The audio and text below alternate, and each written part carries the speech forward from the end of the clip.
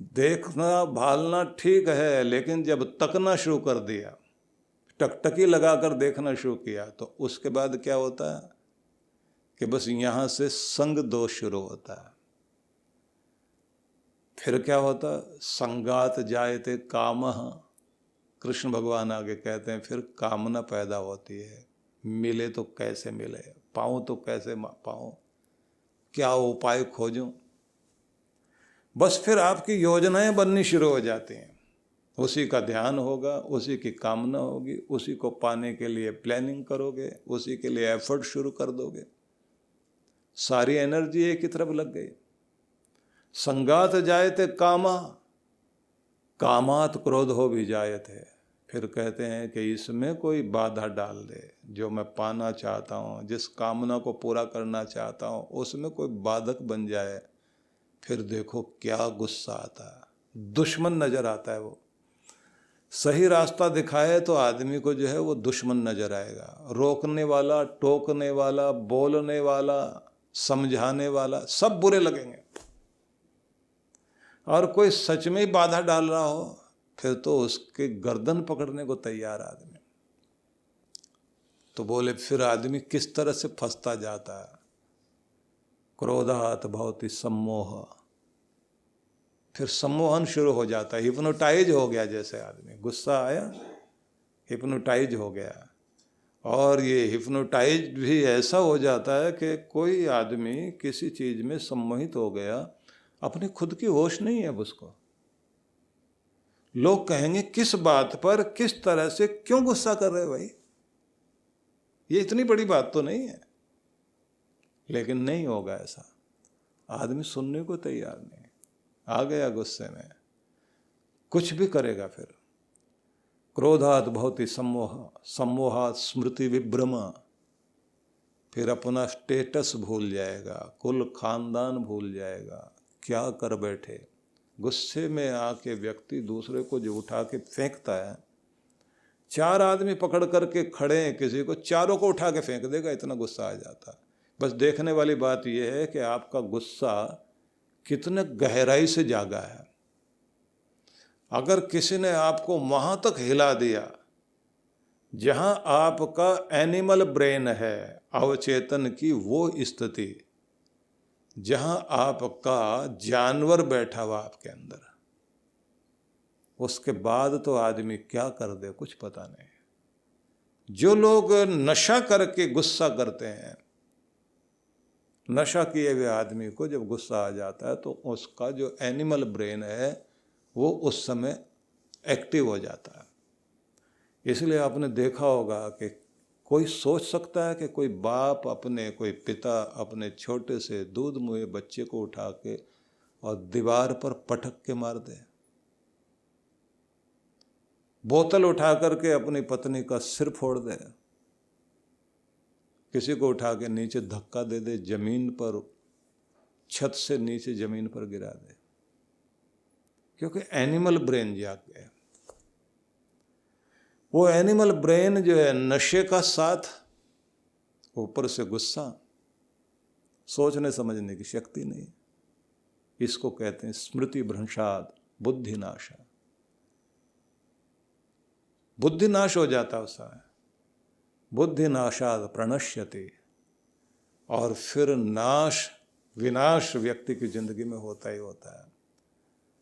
लम्हों ने खता की और सदियों ने सजा पाई। एक लम्हे की गई गलती सदियों तक सजा भोगेगा इंसान। लम्हों की खताओं ने सदियों तक रुलाया इंसान को। इतिहास में तो ये हुआ ही है, एक लम्हे में जो निर्णय लिए गए उसके कारण न जाने कितने कितने लोग तबाह हो गए। इसलिए ये बात ध्यान रखिए, कृष्ण भगवान ने जो गीता में संदेश दिए इतने अद्भुत हैं, और इसीलिए ये माना जाता है कि व्यक्ति को अपनी बुद्धि को सुबुद्धि लाने के लिए, बुद्धि को सुबुद्धि बनाए रखने के लिए साधना करनी चाहिए। इन दिनों जो साधना की जाती है वो महाकाली, महालक्ष्मी और महासरस्वती, तीन रूपों की साधना बहुत आवश्यक मानी जाती है। और इसी में जब हम सरस्वती साधना करते हैं तो तीनों के जो बीज मंत्र हैं वो पाठ किए जाते हैं। जब आप महाशक्ति की उपासना करते हैं तो श्रद्धा भाव से दोनों हाथ जोड़कर, हृदय पर हाथ अंगूठे लगाकर, सिर को थोड़ा झुकाकर तब आप पाठ करते हैं, ओम ऐं ह्रीं क्लीं चामुंडायै विच्चे। ओम ऐं ह्रीं क्लीं चामुंडायै विच्चे। ओम ऐं ह्रीं, ओम ऐं ह्रीं क्लीं चामुंडायै विच्चे। ओम ऐं ह्रीं क्लीं चामुंडायै विच्चे। तो जगदम्बा, जगजननी माँ परमेश्वरी, उनके स्वरूप को ध्यान में रख करके मंत्र पाठ करते हुए अपने भीतर शक्ति जागरण की जाती है। महालक्ष्मी के लिए आप श्रद्धा भाव से जब ओम श्रीं श्रियै नमः स्वाहा, ओम श्रीं श्रियै नमः स्वाहा, ओम श्रीं श्रियै नमः स्वाहा, तो आप पाठ करते हुए स्त्री शक्ति को अपने भीतर जागृत करते हैं। तीसरे रूप में आप गायत्री उपासना करें या फिर ह्रीं ऐं ह्रीं ओम सरस्वत्यै नमः, ह्रीं ऐं ह्रीं ओम सरस्वत्यै नमः, या गायत्री मंत्र। ओम भूर्भुवस्वः तत्सवितुर्वरेण्यं भर्गो देवस्य धीमहि धियो यो नः प्रचोदयात्। तो इसमें गायत्री उपासना की जाती है। और गायत्री में महत्वपूर्ण होता है कि जो आप प्रार्थना करते हैं अंत में, धियो यो नः प्रचोदयात्, हमारी बुद्धि को सन्मार्ग में प्रेरित कीजिए, शुभ की ओर लेकर चलिए। यह मंत्र इतना अद्भुत है कि इसमें तीन चीजें हैं। ज्यादातर मंत्र ऐसे हैं जिनमें या तो स्तुति है भगवान की, या फिर ध्यान है भगवान का, या फिर प्रार्थना है। ऐसा कोई मंत्र जिसमें स्तुति भी हो, प्रार्थना भी हो, उपासना भी हो, तो वो गायत्री मंत्र ही है। स्तुति होती है गुणगान करना। तो गुणगान करते हुए कहा गया, तीन महाव्याहृति हैं गायत्री में, भूर्भुवः स्वः। भू वह सत्ता, वह शक्ति जो इस प्राण की भी प्राण शक्ति है, प्राणों को भी प्राण, जीवन को भी जीवन देने वाली शक्ति, प्राण जिसके कारण चल रहे हैं, प्राणों में भी जो जान फूंक रही है वो शक्ति, तो उसे कहा गया भू। भू है उसे कहा गया जो दुख विनाशिका है, दुख नष्ट करने वाली शक्ति। और तीसरी शक्ति स्वः, सुख स्वरूपिणी शक्ति। तो मतलब जो दुख विनाशक, सुखदायक, और सर्वप्रथम जो कहा गया जो सर्वरक्षक शक्ति है, प्राणों की भी प्राण शक्ति है। ये तीन तारीफ करके भूर्भुवः स्वः के बाद फिर कहा तत्, वह जो अनिर्वचनीय है, शब्दों से जिसको कहा नहीं जा सकता, शब्दों में जिसकी महिमा का बखान नहीं हो सकता, वह है परम सत्ता। सवितुर तत्सवितुर्वरेण्यम, वह सवितु हो, मतलब प्रेरिका शक्ति है, प्रेरणा देने वाली शक्ति है। प्रेरणा देती है विकसित होने के लिए। सविता का अर्थ सूर्य भी है। सूर्य जो है उगता है तो छोटे से बीज को भी कहता है कि तुम भी उगो। उससे अंकुर निकलता है तो उसे कहता है विकसित हो, ऊपर उठो। वो ऊपर उठता है तो उसे कहते 2 पत्ते ले आओ अपने अंदर। वो 2 पत्ते ले आए तो अगले दिन फिर बोलेगा और बढ़ो। वो बढ़ाता जाता है। किसी एक अंकुर से निकला हुआ डंठल और उसके अंदर पत्ते, पत्तों के अंदर फिर कहेंगे फूल भी तो ले आओ। रोज कुछ न कुछ दे रहा है, तो फूल नहीं आया, छोटी सी कली आ गई, तो अब ये कहते हैं मुस्कुरा रहे हो, हंसो, तो फिर फूल खिलता है। तो रोज प्रेरणा दे रहा है। अब वो जो खिलने लग जाता है फूल, तो फिर उसे कहते हैं चलो अब अपने भीतर जादू पैदा करो कि तुम अपना समस्त स्वरूप बीज में लाकर खड़ा कर दो, तो उसके अंदर से बीज बन जाता है। तो ये सविता शक्ति है जो आपको ऊपर उठाने का काम करती है, तो ये प्रेरणा देती है शक्ति। तो कहते हैं जो प्रेरिका है, प्रेरणा देने वाली शक्ति है। इसलिए आपके जीवन में कोई मेंटर हो, आपका कोई मास्टर हो, आपका कोई लाइफ कोच हो, आपको कोई प्रेरणा देने वाला, डायरेक्शन देने वाला हो, तो वो निरंतर आपको प्रेरणा देता है ऊपर उठने के लिए, आपको संदेश देता रहता है, सुधारता रहता है। इसलिए कहते हैं गुरु कुम्हार शिष्य कुंभ। गुरु तो कुम्हार है, घड़ा है शिष्य। गढ़ घड़ काढ़े खोट, बनाता जाता है, खोट निकालता जाता है। पहले आकार देगा, आकार देने के बाद फिर खोट निकालेगा, फिर उसे सजाएगा, रंग भरेगा। अंदर हाथ सहारा दे, अंदर से हाथ का सहारा देता है उभरने के लिए।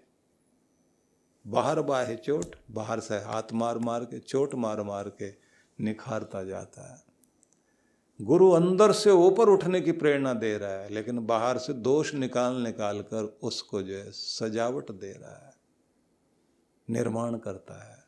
तो ये जीवन के लिए प्रेरक शक्ति है। तत्सवितुर्वरेण्यम, वही है वर्णीय, श्रेष्ठ, चुनने योग्य, वही शक्ति। आगे फिर कहा भर्गो देवस्य धीमहि, वह पापों को भून देने वाली शक्ति है। मतलब भगवान की शरण में, जगदम्बा की शरण में आप चले जाएं तो आप शुद्ध हो जाते हैं, पवित्र हो जाते हैं। किसी को कानून नहीं सुधार पाता, भक्ति सुधार देती है। भक्ति अंदर पहुंच जाए तो लोगों का जीवन बदल जाता है। एक सज्जन कलकत्ता में हमको पहली बार मिले, पूरा परिवार उनका साथ में था और कुछ लोग बाहर खड़े हुए थे। अब सारे अजीब अजीब से लोग थे। तो उन्होंने परिचय कराया कि इस आदमी को टीवी पर प्रोग्राम देखते देखते इसका जीवन बदला और ये डाकुओं के बीच में रहता था और 7 साल वहाँ बिताए इसने। और बाद तक वो हमारे कार्यक्रम में आता रहा। बाद में उसने कहा दिल्ली में भी दर्शन करने है। मैंने कहा नहीं, यहीं तक ठीक है। बोले आप क्या डर रहे हैं, मैं तो बदल गया हूँ। मैंने कहा बस यहीं बदले हुए रहो आप। फिर मैंने उनकी कहानी पूछी तो बड़ी कमाल की कहानी उसने बताई। बस सार में इतना ही समझ लीजिए कि जिसको उसने बताया कि बड़ों ने समझाया था, जेल में भी गए, सब कुछ हुआ, कोई नहीं सुधार पाया। नशा करते थे, नशा नहीं छुड़ा पाया। गुस्सा करते थे, सिर विर फोड़ना आसान लगता था। सब चीज बदल गई कि बस बदलने वाले आप। मैंने कहा मैं तो नहीं जानता आपको। बोले मैं तो जानता हूँ ना। मैंने कहा मैंने तो आपको नहीं देखा। बोले मैं रोज देखता हूँ आपको। आप सोचिए कि सुनने वाले तो न जाने कितने सुनते हैं, लेकिन जिसने जिंदगी में पहली बार सुना और सुनने के बाद गुना, गुनने के बाद चुना और चुनने के बाद उसने ये मान लिया कि अब बस हो चुका, जो अब तक था वो हो चुका, अब नहीं। उस आदमी ने फोटो वोटो खिंचवाए थे अपने, और हो सकता है कि ये कथा पहुंच रही हो तो वो फिर से मिलने की कोशिश में रहे। लेकिन निवेदन करना चाहता हूं कि हम लोग न जाने कितने कितने लोगों की कहानियां कहते हैं कि वो बदला था, वो बदला था, वो बदला था। जब हम लोगों ने अपने जीवन में ये देख लिया कि प्रभाव आता है, भक्ति बदल देती है, सत्संग बदल देता है, भर्गो देवस्य धीमहि। तो जो पाप को भून दे वो शक्ति जगदम्बा में है या भगवान में है, भगवान की भक्ति में है। देवस्य, उस देव का धीमहि, यहाँ तक तो है तारीफ स्तुति। तो ऐसे दात्री शक्ति को या ऐसे देने वाले भगवान का धीमहि हम ध्यान करते हैं। अब गुणों को याद करो और ध्यान करो तो निकटता आ जाएगी। यही है ध्यान, ये उपासना है। एक एक चीज को याद करते करते उसमें खो जाइए आप, और फिर प्रार्थना, धियो यो न प्रचोदयात्, कि हे प्रभु, हे जगदम्बा, हम पर ऐसी कुछ कृपा हो जाए कि हमारी बुद्धि को सुबुद्धि बनाओ। धियो यो न प्रचोदयात्, हमें सन्मार्ग पर प्रेरित कीजिए, शुभ की ओर प्रेरित कीजिए। तो ये प्रार्थना है। निश्चित ही जब वो कृपा होती है तो बात बनती है।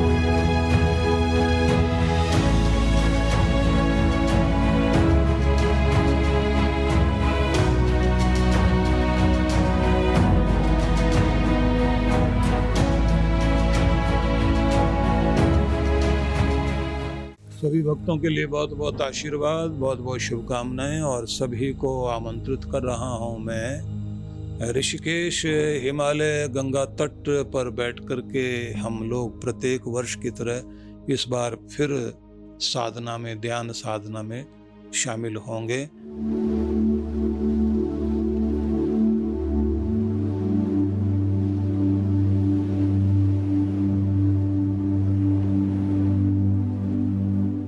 यह कार्यक्रम रहेगा 17 नवंबर से 20 नवंबर 2022।